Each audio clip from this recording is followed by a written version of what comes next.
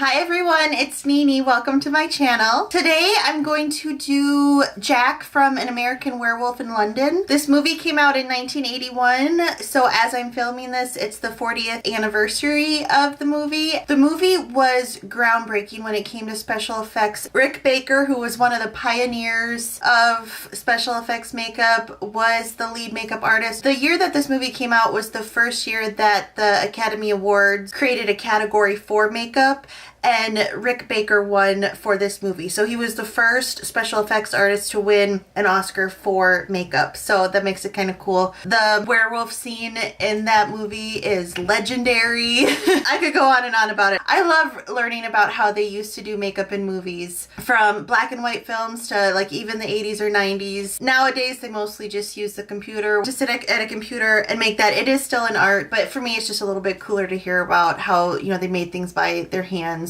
But anyway, Jack is not the one who turns into a werewolf in the movie. He's the friend of the guy that turns into a werewolf. I'm gonna say some spoilers here in case you haven't seen it. Jack gets killed by a werewolf, comes back to his friend's life in what are probably visions, but every time he appears, because he's dead, he's a little bit more decayed each time. And so I'm gonna do kind of a half skull, half fleshy, decaying zombie piece. I already did this look once, but I did it just straight with paint. It turned out okay, but I did it a few weeks ago and I've been hemming and hawing, and I thought I'd redo it because it just didn't look as fleshy to me. In the movie, he's just like falling apart, and so I just didn't feel like that came across in my paint. You know, there's that saying that goes around face paint artists to just trust the process. That has applied to me in many situations. There's been many looks where I'm halfway through it and I think it looks like crap,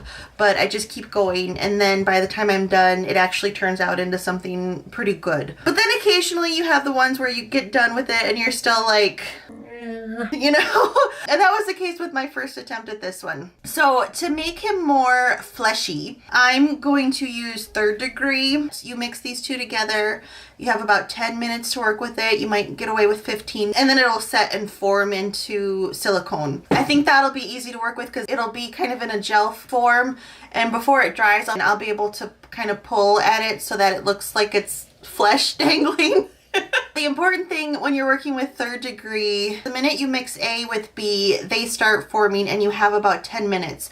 So what I do, I'll use one fork for A, I'll use the spoon for B, I have a separate one to mix it with. So I'll take A out onto a paper plate and put it here, I'll take B out, put it here, but then I'll use this to mix them together. That way you're not contaminating, because if a little bit of B gets into A or vice versa, your jar will be ruined. I might also pull out some liquid latex to use for parts, because I saw Goldie Starling, who is the queen of SFX and face paint in my opinion. I absolutely love her. And she did a zombie hand.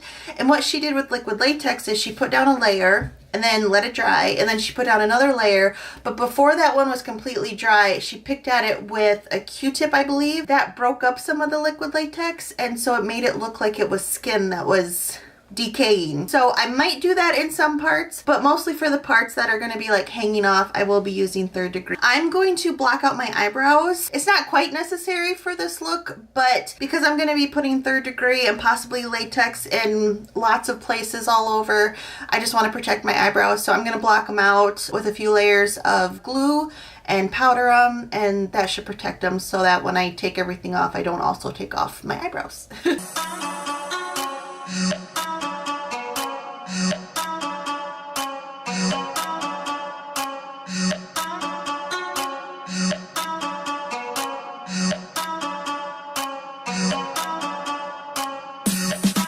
Like I said, I really wanted him to look fleshy, so I'm patting some of the areas when they're still wet so that they'll drag down a little bit to look like it's flesh hanging off.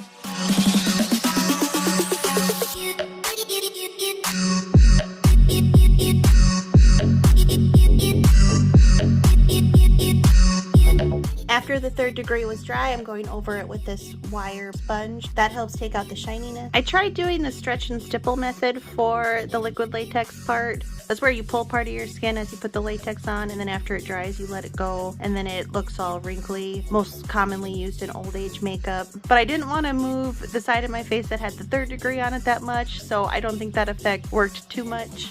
But I'm putting down one layer, and then after that dries, I'm putting down another layer, and then I go over it with a Q-tip and poke at it in certain places to pull it apart to look like it's flesh decaying.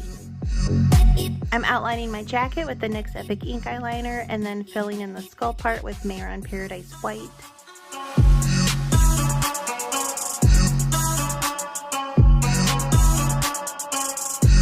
I'm using the browns from the Juvia's Place Warrior 2 palette to add some shading to my collar, and then using black and gray eyeshadows to add shading underneath the collar to show that it's on top of my jacket. And then I'm also adding some shading to my shoulders. Adding some more details to the jacket with this dark green by Colored Raine, and then highlighting with the Mehron Paradise White. Using those black and gray eyeshadows to add some details to all the skull parts.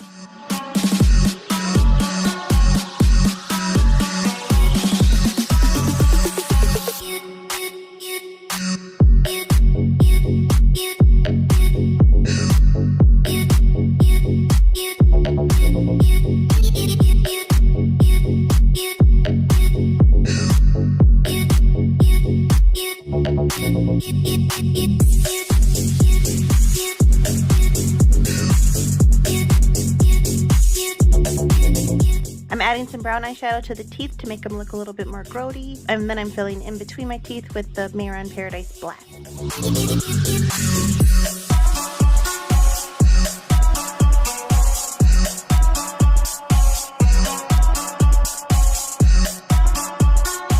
Using brown and gray eyeshadows to add some details to the flesh part.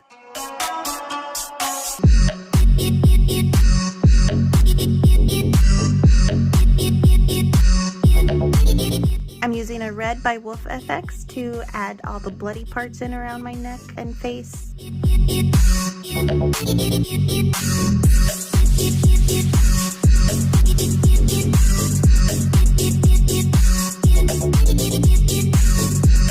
I'm adding some black eyeshadow to certain places to really make it look like the flesh part is on top of the skull part.